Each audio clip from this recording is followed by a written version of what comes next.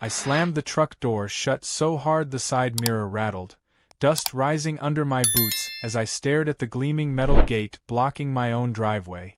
A fresh chain with a triple lock system clamped it shut like the entrance to a military base. But this wasn't the army. This was my property. My land. And standing there like she'd just conquered Rome was Karen Penwell, HOA president, smug as ever with a clipboard in one hand and a smug grin that stretched wider than the gate itself.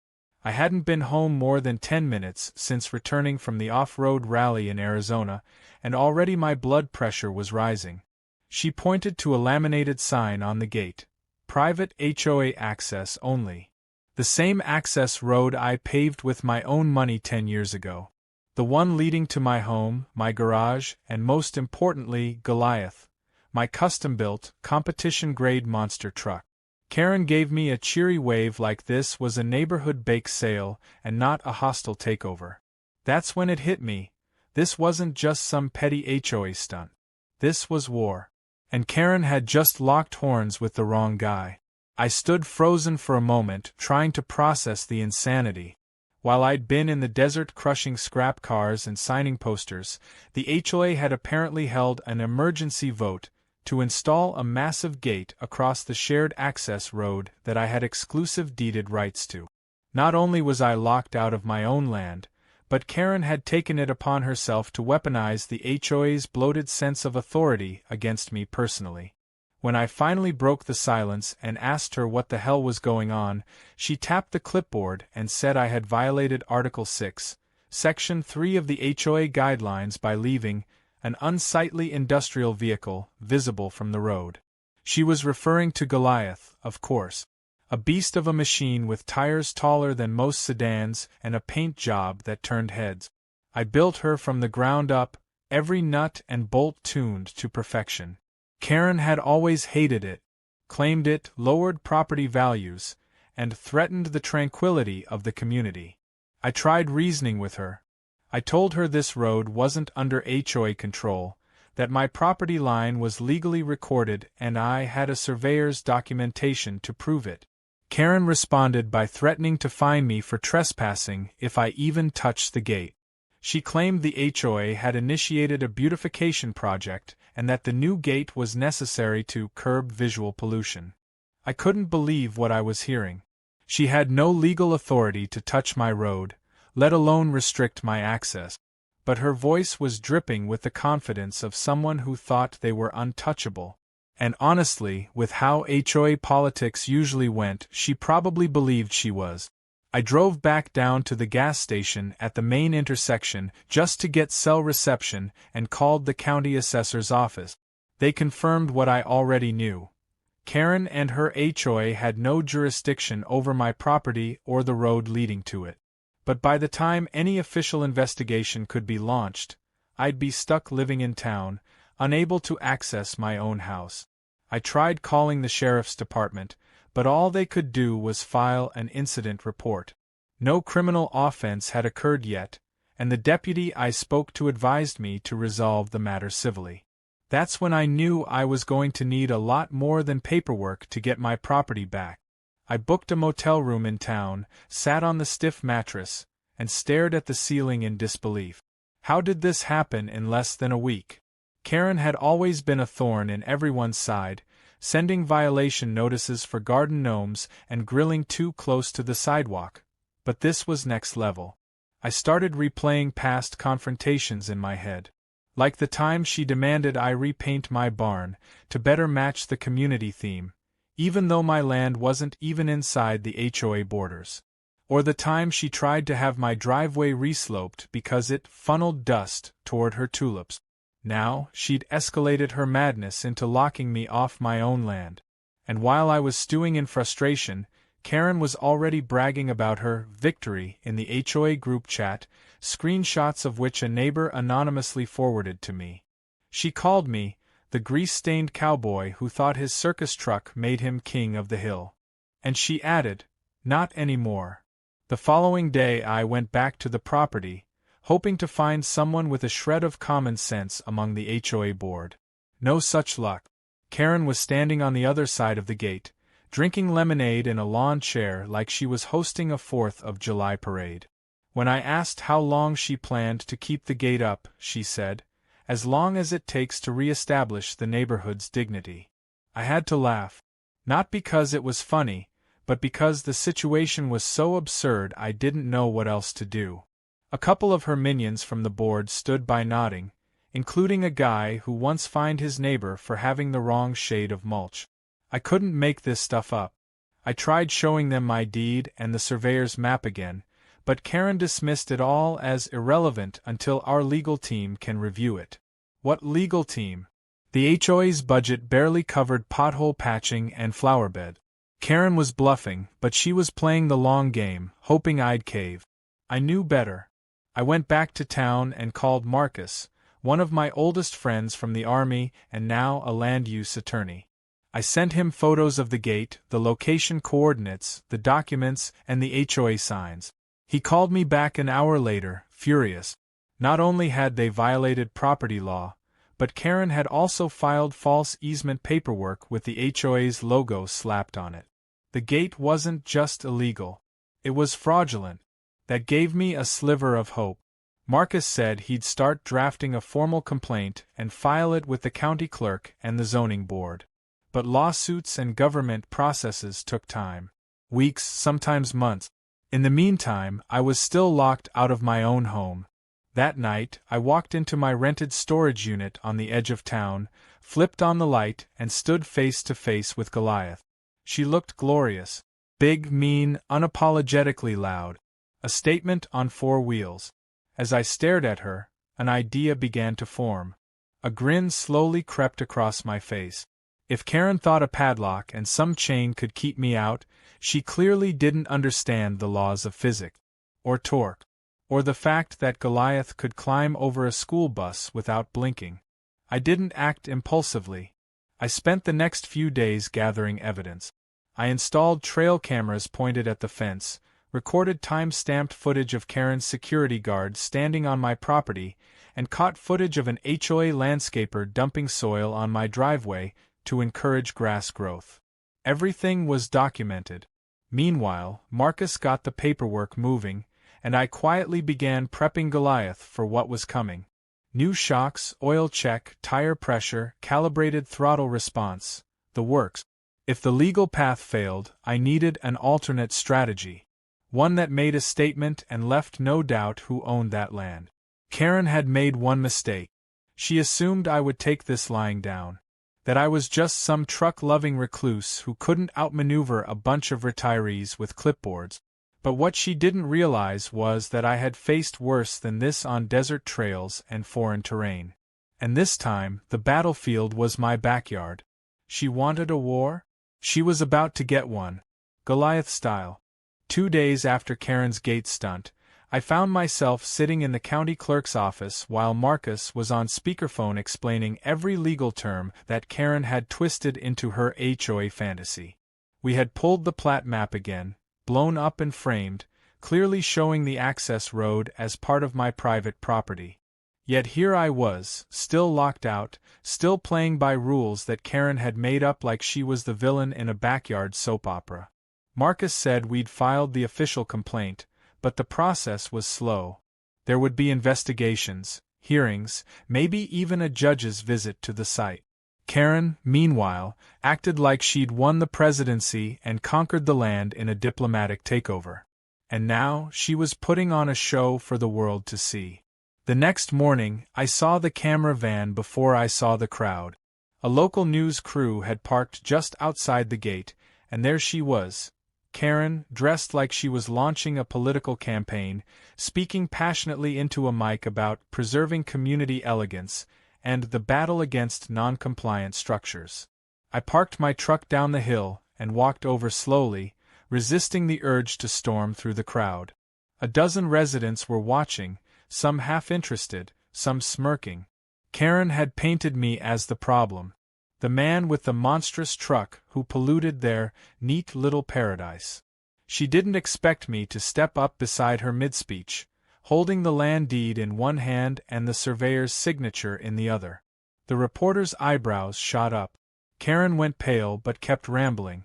I calmly explained to the cameras that the road behind the gate was entirely mine, built and maintained by me, and that the gate installation was unauthorized and illegal. Then I looked straight into the camera and said, "If you want to keep your HOA tidy, try keeping it inside your own borders." That clip didn't just make the 6 o'clock news. It went viral online within hours.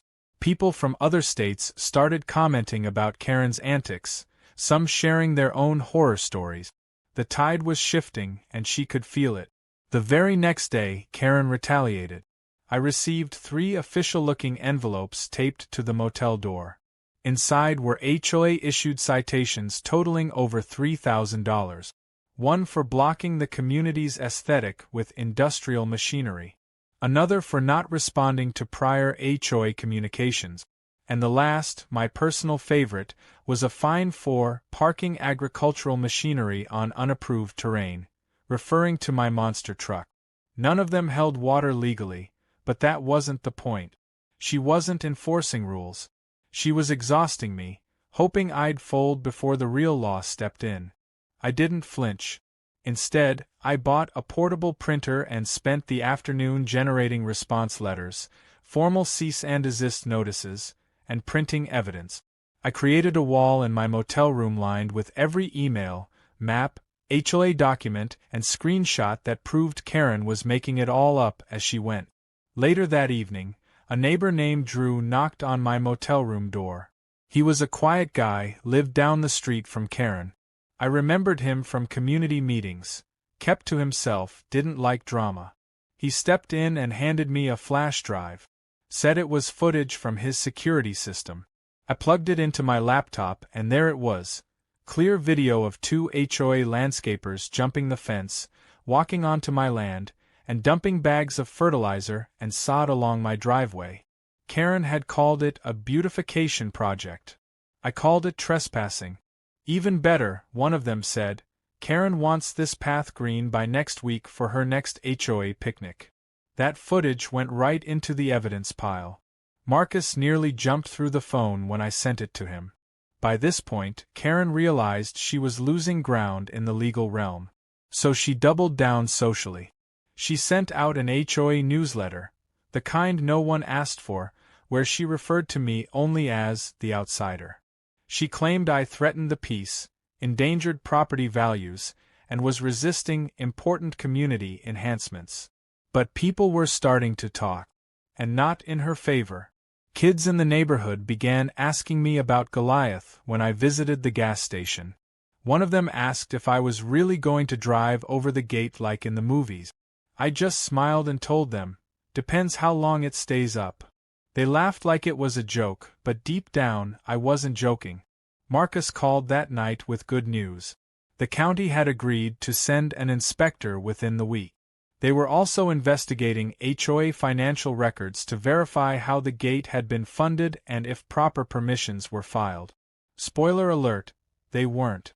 Karen had reallocated reserve funds, listed the gate as emergency drainage infrastructure, and signed off under an alias. That alone could disqualify her from holding any HOA office. But again, it was all going to take time. And Karen wasn't slowing down. I had to go check on Goliath. I missed her. That machine wasn't just a truck, it was a statement. A symbol of every hour I'd poured into my garage, every race I'd entered, and every bone-jarring jump I'd landed. She didn't just climb over obstacles. She made them irrelevant. I unlocked the storage unit, flipped on the lights, and stood there for a long moment just staring. I thought about loading her up and paying a visit to that fence right then and there. But I wasn't reckless. I was calculated. And if this was going to be a showdown, it had to be unforgettable. That's when I started the prep work. Not just on Goliath, but on the message. I didn't want this to be a petty feud. I wanted the world to see how far a power-drunk HOA president would go to abuse the rules and punish someone who never even signed up for their little kingdom. I installed a high-def camera mount on the roof of Goliath, added a PA speaker, polished her until the paint sparkled under the lights. I even installed a custom LED sign behind the grill that read, "Private Property Enforcement Unit," as a joke, But the way Goliath looked, no one would dare laugh. She was ready. Back in town, Karen wasn't done putting on her act. She hosted a wine and cheese mixer outside the gate the following weekend. I watched from a distance as she made a toast in front of the locked chain, surrounded by HOA loyalists in matching polos. She actually had the gall to set up folding chairs in front of my block driveway. She called it the reclamation picnic. Someone handed her a microphone. She thanked the HOA members for taking a stand against chaos. I almost respected the level of delusion. Almost. But what Karen didn't see was that I had already taken drone footage of the event, that my cameras were rolling, that every second of her gloating was now part of a legal timeline being assembled piece by piece. I wasn't just waiting, I was building the case. And if Karen thought this story would end with me giving up and moving out, she was in for a brutal reality check. The last piece fell into place when Marcus texted me the official word. The land inspector was arriving on Saturday morning. I set my own schedule for Saturday as well. I would arrive an hour before. With Goliath. Fully prepped. Tires cleaned. Camera rolling. Loudspeaker ready. Karen had no idea that the machine she hated most was about to be her reckoning. She could lie on paper. She could fool a committee. But steel doesn't lie. And Goliath was about to speak the truth with every crushing pound of rubber and metal. The countdown had begun. And I wasn't going to knock. I was going to drive through. Saturday morning loomed like the finale of a long, slow-burn fireworks show. I didn't sleep much the night before. Between the thrum of anticipation and the checklist running through my head, my body was buzzing like Goliath's engine at idle. At exactly 5 a.m., I drove out to the edge of town where my monster truck rested inside the steel-doored storage unit. I unlocked it and threw the doors wide open like I was unveiling a monument. There she was, bathed in the hazy glow of overhead fluorescence, glinting like a metallic beast aching to be unleashed. I climbed into the cab, flicked every switch in the correct sequence, and grinned when her engine roared to life. The deep growl echoed through the lot like thunder across a canyon. She was ready. And so was I. I took my time. Not because I doubted myself, but because I wanted the moment to matter. I mounted the camera on the dash, set the roof GoPro to record continuously, and ran the mic check for the loudspeaker. Then I did a systems check. Pressure was perfect. Transmission smooth. Suspension reactive. She was a machine built for crushing junkyards and crawling vertical terrain. A wrought iron gate didn't stand a chance. But this wasn't about wreckage. It was about message. Every inch Goliath moved would echo with the truth, that no HOA, no matter how overzealous, had the right to steal someone's land and dignity under the banner of fake rules. Just after 7, I rumbled toward the property line. As I crested the hill, the view opened up, and what I saw made me bark out a laugh. Karen had doubled down. The gate was still there, of course, but now it had reinforcements. 2 extra steel beams had been welded across the frame, and what looked like 3 new padlocks glinted in the morning sun. Standing beside it, sipping a latte with both hands wrapped around a custom HOA mug, was Karen in her full Saturday glory. She was dressed in khakis and a pastel cardigan, hair perfectly sprayed in place, and an expression so smug it nearly cracked her foundation. Next to her stood a man who had no business being near a badge but wore one anyway. He was tall, mustached, wearing black sunglasses and a patch that said Community Security Enforcement. His name was Doug, and he looked like someone who once got rejected from mall cop training and never recovered. I rolled up just far enough for the gate and everyone behind it to be fully visible from my dashcam. I brought Goliath to a perfect stop, let the engine rumble a little louder, then activated the speaker. My voice echoed out across the field, even startling a few birds from a nearby tree. I said, slowly and clearly, "This is private property. This gate is an unlawful obstruction. You have 60 seconds to remove yourselves from the roadway before I proceed with removal." The silence that followed was thick and sharp. Karen blinked. Doug puffed his chest like he thought I was bluffing. The neighbors began gathering on porches and lawns, like spectators at a Coliseum match. It was quiet, but not for long. Karen raised her megaphone and shouted back, "You will not proceed with anything. You are trespassing on HOA-maintained easement property, and this is your final warning." I almost pitted her. Almost. I gave them 30 more seconds, during which Doug actually tried to block Goliath by standing directly in its path. I turned on the headlights and revved the engine. He jumped out of the way so fast he nearly tripped over his own boot. The crowd chuckled. Some even cheered. Karen, red-faced and visibly sweating now, barked into her radio, calling someone named Jillian for backup. There would be no backup. With everything rolling, I shifted Goliath into gear and slowly moved forward. The tires crunched over gravel and past the painted HOA boundary line Karen had installed last week. I wasn't speeding. This wasn't recklessness. This was justice in motion. Goliath pressed into the gate with a low metallic groan. At first, nothing gave way. Then the beams began to bend, whining as the steel fought back and lost. One of the padlocks snapped clean off and flew into the air like a slingshot. The crowd gasped. Goliath didn't stop. The second padlock exploded into sparks as the pressure crumpled the support bar. Then came the final padlock. Karen screamed something unintelligible, possibly a curse, possibly an attempt to recite HOA bylaws. Goliath surged forward and the entire gate folded beneath her like cardboard. The iron bars twisted, crashed, and crumbled. The freshly planted bushes and HOA lawn decorations were flattened beneath the massive treads as if they were never there. I hit the horn once. The sound boomed across the neighborhood like a foghorn, echoing victory. Karen stood frozen, eyes wide, lips trembling. Doug was already gone, retreating to his Prius with his badge tucked under his jacket.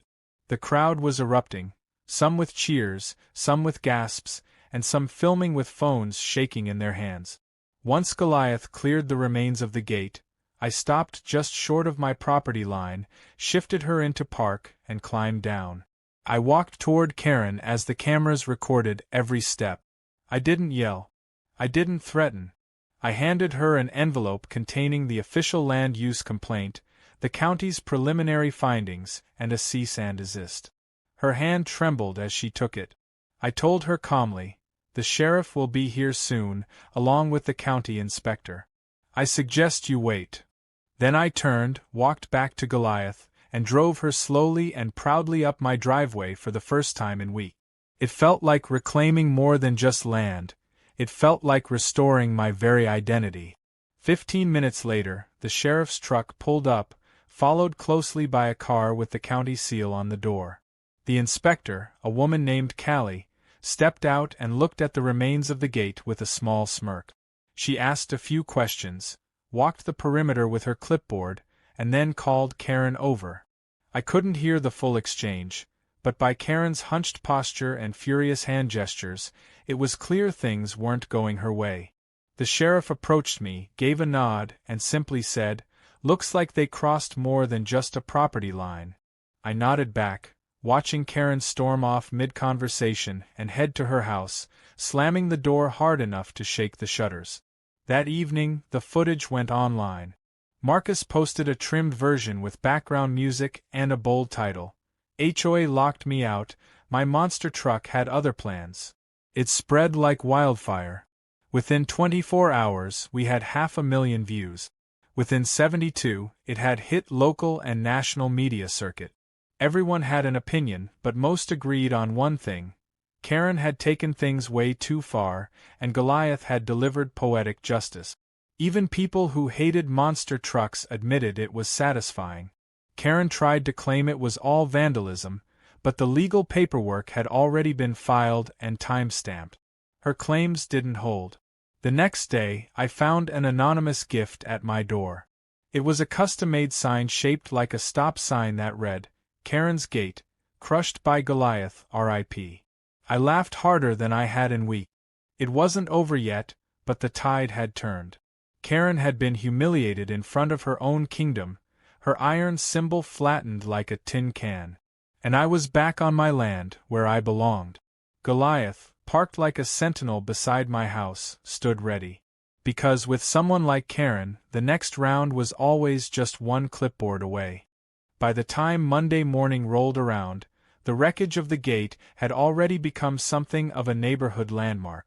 People walked their dogs past it just to gawk, pointing and whispering like it was a sculpture in a museum. A few folks even took selfies next to the mangled steel, though some did so cautiously, afraid Karen might leap out from behind a bush and start screeching about community image. But she didn't. Karen had gone dark. Her blinds stayed closed, her car never moved from the driveway, and she hadn't posted a single thing in the HOA newsletter since the incident. The silence, honestly, was more unnerving than her usual tantrums. It meant she was planning something. I spent the next few days cleaning up my driveway and rechecking my property lines with the county surveyor, who visited in person this time and confirmed everything Marcus had submitted was accurate. The inspector Callie sent in her official report, too, noting that the HOA had violated 2 zoning regulations and a property boundary statute.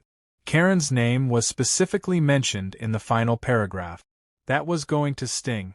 Meanwhile, Goliath stood parked in her usual spot beside my garage, still covered in camera gear, still caked with the last remnants of dust from the gate showdown. I hadn't even washed her yet. It felt wrong to scrub away the evidence of what she'd accomplished. Then came the email. Karen resurfaced not through a public outburst or another lawnside press conference, but through a cold, passive-aggressive message titled, HOA Property Restoration Plan Phase 2. It was a PDF attachment sent to every resident in the area. In it, Karen proposed expanding the community's aesthetic improvement program, which now included installing buffering foliage along any properties deemed visually disruptive to the communal vibe. She included a map with red highlighted lot. Mine was circled 3 times. She didn't name me, but she didn't have to. She called it Community Protection Against Visual Aggression. I just about choked on my coffee. Marcus read it and immediately flagged several terms as legal misrepresentations. Buffering foliage wasn't just a fancy name for hedges. It was a sneaky way of trying to claim parts of my land again. I walked the edge of my driveway that night and found tiny pink survey flags stuck into the dirt. They hadn't even bothered hiding them. Karen had sent landscapers, again, to stake out her next move. I pulled every flag up, tied them into a neat little bundle, and taped them to her HOA mailbox with a note that simply read, "Wrong property." Again. I never saw anyone pick them up, but the bundle was gone the next day. I knew then that she hadn't learned a thing. The gate may have been flattened, the county may have backed me up, and the internet might have laughed her into hiding, but Karen wasn't done. Not even close. I decided I needed to do more than just wait for her to strike again. I needed to make a statement that didn't just undo her nonsense, but completely dismantled her illusion of control. It had to be something no one would forget. I went back into my garage and started planning. Over the years, I'd built more than just Goliath. I had a few other machines and odd projects tucked away, but nothing as symbolic or powerful. Goliath was different. She was part of me. So I figured, why not use her again? This time not as a wrecking ball, but as a parade float. I decided to host a public neighborhood barbecue on my property, fully permitted, fully documented, and fully legal. And Goliath would be the centerpiece. But not just standing still. She would drive slowly around the edge of my land during the event, like a mobile monument to HOA resistance. I called it the Freedom Lap. I applied for a temporary event notice with the county, and to their credit, they approved it quickly. I even invited the sheriff's office and the local fire department, both of whom remembered Karen's gate very well and were more than happy to stop by for burgers. I hung up flyers, sent out digital invites, and made sure every neighbor, even the ones who had previously sided with Karen, knew they were welcome. I didn't mention her by name once. I didn't need to. Everyone already knew the story. And now they'd see the ending. The morning of the barbecue, I fired up Goliath and gave her a long overdue cleaning. I mounted a small platform on the back with a folding flag and a sign that read, "Private Property, Public Spirit." I parked her in the driveway just as the first wave of neighbors started arriving. People brought their kids, lawn chairs, drinks, and side dishes. A few of them sheepishly apologized for staying quiet during the gate debacle. I told them all the same thing, no grudges. Just burgers and good company. About halfway through the afternoon, I climbed into Goliath, started the engine, and took the slowest, most deliberate lap around the edge of my property. I stuck strictly to my land, never crossing a line. The crowd clapped and cheered. Some of the kids chanted her name. Not Karen. Goliath. Karen's blinds remained closed, but I saw the sliver of movement behind one of them. She was watching, and I hoped she realized that this time the neighborhood wasn't laughing at me. They were laughing with me. And at her. Later that evening, just as the sun was setting, the sheriff pulled me aside and handed me a copy of the county violation issued to the HOA. It detailed Karen's misuse of community funds for unauthorized construction, specifically citing the gate and the landscaping incursions. A fine was pending and a hearing was scheduled. I smiled and tucked it into my glove box. Not because I needed it anymore, but because it was proof. Tangible, undeniable proof that no matter how loud Karen shouted or how many fake titles she printed on her letterhead, she couldn't rewrite the law. That night, as people packed up and headed home, a few stuck around to help clean. One neighbor, a retired teacher named Ellen, patted my shoulder and said, "You made this place feel like a neighborhood again." It hit me harder than I expected. Because that's what Karen had stolen all along. It wasn't just about land, fences, or paperwork. It was about the right to belong without fear. The right to not be bullied by someone who thought a clipboard made her a queen. After everyone had gone, I sat on the tailgate of my work truck with a soda in hand and Goliath gleaming beside me. The stars were coming out. The air was cool. And the property was quiet, the way I remembered it before Karen turned it into a circus. I knew she'd try something else eventually. People like her always did. But now she was exposed. No more secret vote. No more surprise gate. The neighborhood had seen what she was really about. And the next time she tried to wrap her iron grip around someone else's land, there would be resistance. I leaned back, cracked my knuckles, and smiled to myself. It wasn't just a comeback. It was a warning shot. And if Karen thought the story ended here, she had no idea how many gears I still had left to shift. The week after the barbecue felt like a calm after a storm, but it wasn't the kind that settles everything down. It was the eerie stillness, the one that warned you more was brewing just beneath the surface. Karen hadn't made a move in days, but I knew better than to assume she was finished. She wasn't the type to walk away quietly. Her pride had taken a beating, her reputation was in shambles, and now even her own HOA board was turning against her. That alone made her dangerous. But while she stewed behind her floral curtains, I focused on solidifying my win. Marcus filed a formal reimbursement request for the damages to my driveway and property, citing not just illegal gate construction, but harassment, trespass, and intentional obstruction. The hearing was set, and if all went well, Karen and her little HOA crew would be on the hook for several thousand in damages. Then came the surprise that shifted the whole game. A letter from the county commission arrived at my door. Inside was a notification that the HOA's charter was under full review due to multiple violations of zoning law and misuse of community funds. If found guilty, the HOA could be stripped of several enforcement privileges, including the right to issue fines and control shared infrastructure. It was the equivalent of defanging a snake that had bitten too many times. Karen had not only overreached, she'd brought the whole organization under a spotlight they clearly weren't ready for. Marcus was practically giddy when I called him to read the letter aloud. It meant the HOA wasn't just being slapped on the wrist, it was being reeled in. Despite the pressure closing in on her from every angle, Karen wasn't done yet. I found out through another anonymous tip. Someone on the board leaked her newest plan. She was rallying the remaining loyalists to call an emergency vote to remove several neutral board members and replace them with her hand-picked lackeys. Her goal was to regain full control and then countersue me for property defamation and community sabotage. I couldn't help but laugh. Property defamation? What did that even mean? But I also knew I couldn't underestimate how manipulative she could be. So I prepared. I gathered every document, every time-stamped video, every neighbor statement, and every official correspondence from the sheriff, the inspector, and the county. I printed them all out and placed them in a massive binder labeled Exhibit A. I sent digital copies to the county and Marcus. Then I made 3 backup drives and hid them in separate places on my property.